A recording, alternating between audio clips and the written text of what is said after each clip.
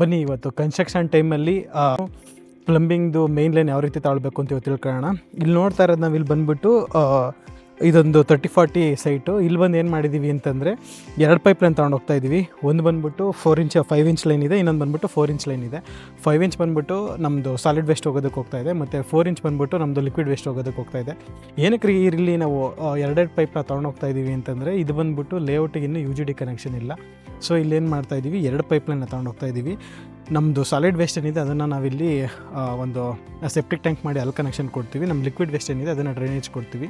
ಇಲ್ಲಿ UGD connection ಇಲ್ಲದೇ ಇರೋದ್ರಿಂದ ನಾವು ಈ ರೀತಿ ಮಾಡ್ತಾಯಿದ್ವಿ. ಇತ್ತು ಅಂದರೆ 6 ಇಂಚ್ ಒಂದು ಮೇನ್ ಲೈನ್ ಕನೆಕ್ಟ್ ಮಾಡ್ತಾಯಿದ್ವಿ. ಮತ್ತು ಮೇನ್ ಇಂಪಾರ್ಟೆಂಟು ಪೈಪ್ ಬಗ್ಗೆ ತಿಳ್ಕೊಳ್ಬೇಕು. ಇಲ್ಲಿ ಬಂದು ನೋಡಿ, ಇಲ್ಲಿ ಯೂಸ್ ಮಾಡಿರೋದು ನಾವು ಬಂದುಬಿಟ್ಟು 6 kg ಪ್ರೆಷರ್ದು ಬಂದುಬಿಟ್ಟು ಪೈಪ್ ಯೂಸ್ ಮಾಡಿದ್ವಿ. ಏನಕ್ಕೆ 6 kg ಯೂಸ್ ಮಾಡ್ತಾಯಿದ್ದೀವಿ ಅಂತಂದರೆ ಇಲ್ಲಿ ಸಾಯಲ್ ಫಿಲ್ಲಿಂಗ್ ಆಗುತ್ತೆ, ಸೊ ಪ್ರೆಷರ್ ಜಾಸ್ತಿ ಇರುತ್ತೆ, ಹಾಗಾಗಿ 6 kg ಯೂಸ್ ಮಾಡ್ತೀವಿ. ವರ್ಟಿಕಲ್ ಲೈನ್ಸ್ ಎಲ್ಲ ಬಂದುಬಿಟ್ಟು 4 kg ಪ್ರೆಷರ್ನ ಯೂಸ್ ಮಾಡ್ತೀವಿ. ಮತ್ತು ನಮ್ಮದು ಎಲ್ಲಿ ಸಾಯಲ್ ಬೆನಿತಿಗೆ ಹೋಗ್ತಾ ಇದೆ ಅಲ್ಲಿ ಬಂದುಬಿಟ್ಟು 6 kg ಪ್ರೆಷರ್ ಇರೋ ಪೈಪ್ನ ಯೂಸ್ ಮಾಡ್ತೀವಿ. ಇದು ಒಂದು PVC ಪೈಪ್ ಆಗಿದೆ. Thank you. For such more construction related details, follow CubeBuildCon.